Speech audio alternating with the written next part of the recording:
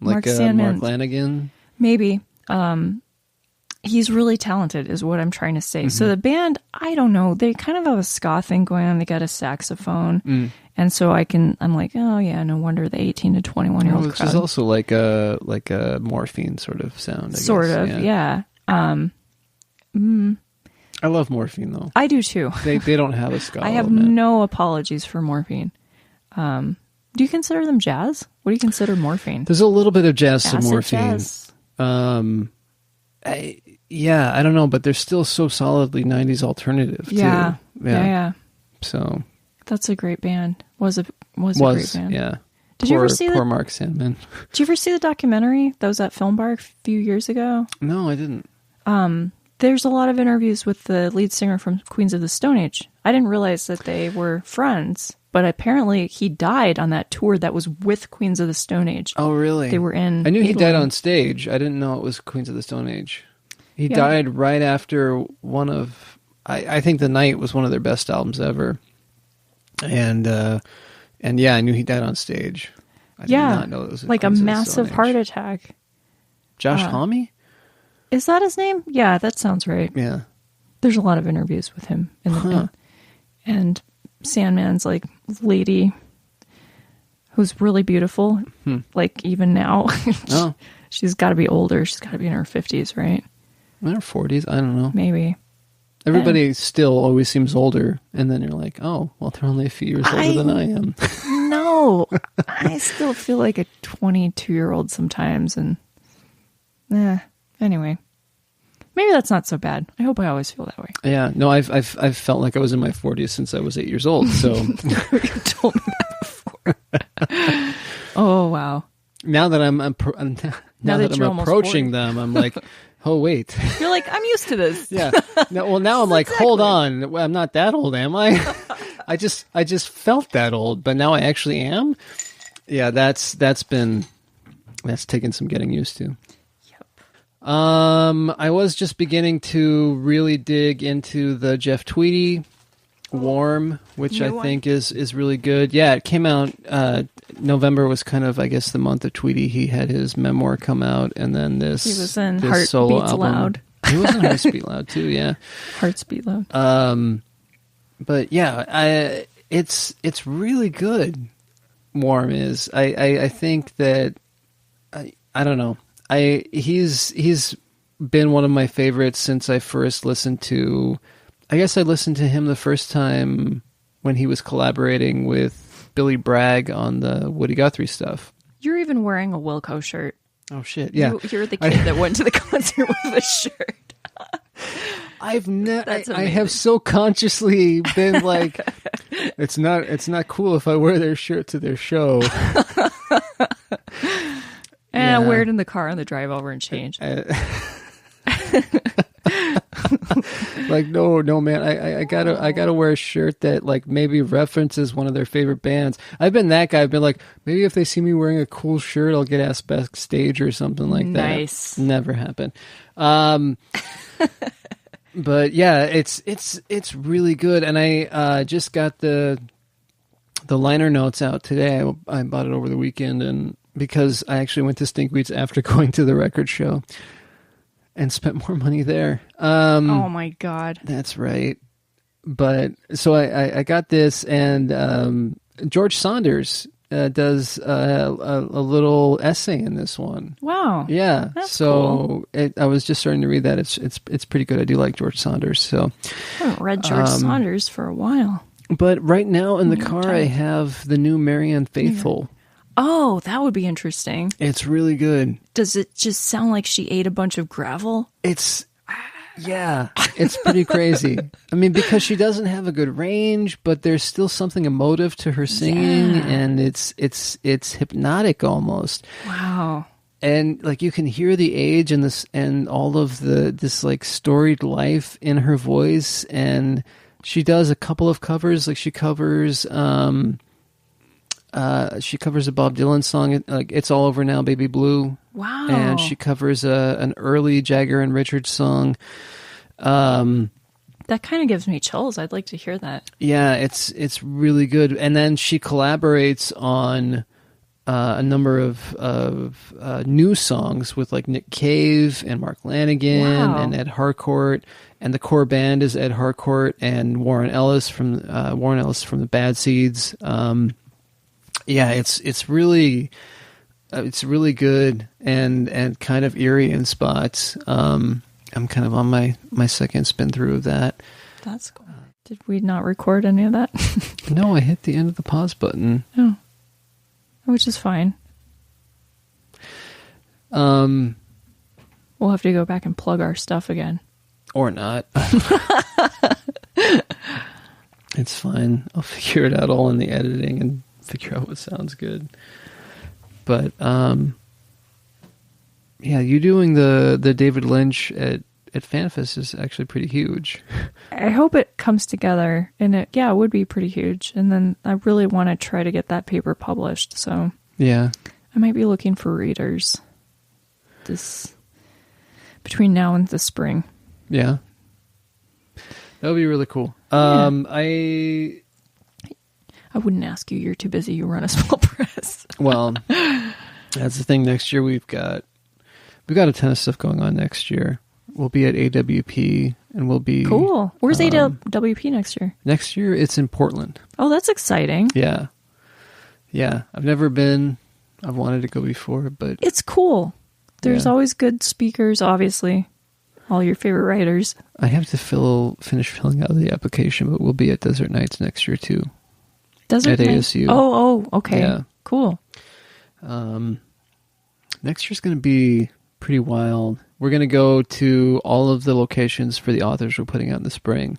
So we'll be in San Francisco for one of our book launches. We'll be in Des Moines. Whoa. We'll be in New York. Wow. Yeah. That's cool. Yeah. So when do you quit your day job? As soon as enough people sign up for patreon.com/hootnwaddle to pay myself a living wage.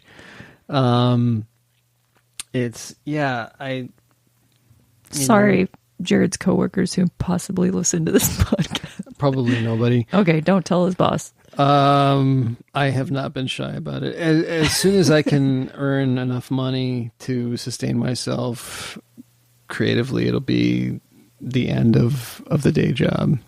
When this can basically become the day job. Living the dream. Yeah. You know, it actually, it's weird because it actually feels like it's a possibility at this point. I mean, it kind of feels like this is what you do all the time. Well, it is. It's almost like the day job is an annoyance at this point. Yeah. So it gets in the way of the thing that you do. It does. I have enormous resentment. I can relate. For that and everyone involved there. But yeah, I mean, it's pretty crazy. Like I said, the fact that we have books at changing hands and that, we've published 3 books this year. It started to really sink in when I was over at the whole Story Fest thing that KJZZ did out in Glendale. That, well, maybe the banner was probably part of it. We got a nice vinyl outdoor that makes it looking official banner that had our logo and everything on it. Yeah, banners always make things official. And T-shirts. Yes. Yep. That it's like this is a thing. I don't know. It's pretty crazy. So anyway, yeah, we've got a lot of stuff on tap for next year, and it's great. It'll be exciting. 2019. Yeah. Well, it sounds like you do. It sounds like you do too, because you've got a book coming out next year, right? My book will come out in Empty City Press. Me and one of the publishers are still working on what it is exactly. Mm-hmm. I think I'm leaning towards YA. I feel like it has a YA flavor. Really? Yeah. He wants it to be more literary, but I don't know if I really want to put that much brain power into it. It's terrible to say that out loud, but I don't know. And then I just finished another book in November, which I'm going to want to start editing after we put out this the first one.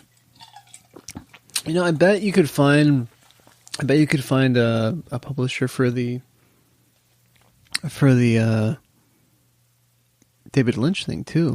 Oh yeah. Oh, I had some academic presses on the line. I think I made a wrong move, and I told one of the editors that it's like a dissertation. He was like, "No, I never want to see the word dissertation in a pitch." And I was like, "Fuck." You mentioned that before, actually. Yeah, that was more than a year ago. I've done a lot of work on it since then, and I am still finishing the end chapter on The Return. Oh yeah. So that's probably going to take me 6 to 8 more months. One of the books we're publishing next year is by a guy named Ron Riki, who just put out a collection of a book on the Sam Raimi's Evil Dead series. Oh wow. Yeah. So that's cool. Let me know who the publisher is. Maybe that's something I think want to look up. Yeah. One of my coworkers gave me a tip, and she was like, look for publishers that already publish things about monsters, the grotesque. Mm-hmm. I don't know. Yeah, I'm trying to... this is going to be weird because this guy, Ron Reiki, he's in the Bay Area now. I guess he's getting some degree or other, and but he's somebody who had heard of what we were doing from Andrea Scarpino, who was the poet laureate of the Upper Peninsula of Michigan. Wow. And they had worked together a lot, and they actually are about to publish an anthology of poets laureate of the Great Lakes areas. Wow.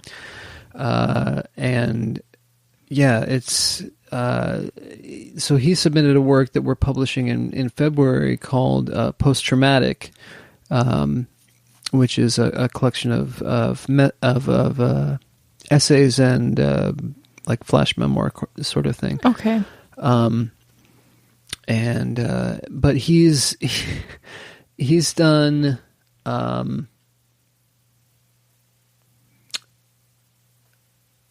there it is. Okay. He's done poetry, fiction, nonfiction. He's currently working on a film of something that he wrote. Cool. Yeah, it's pretty crazy. And I want to be that guy. But let's see. He's got publications. Anyway, so what's it called? Are you working on any writing? I need to write more. Which sounds kind of silly because I write, I'm editing constantly basically. And then I write a blog every week and a newsletter every week. So you're writing. Yeah, I'm writing. I'm just not writing the stuff that I want to. I met you at Caffeine Corridor. Do you write any poetry anymore? Occasionally.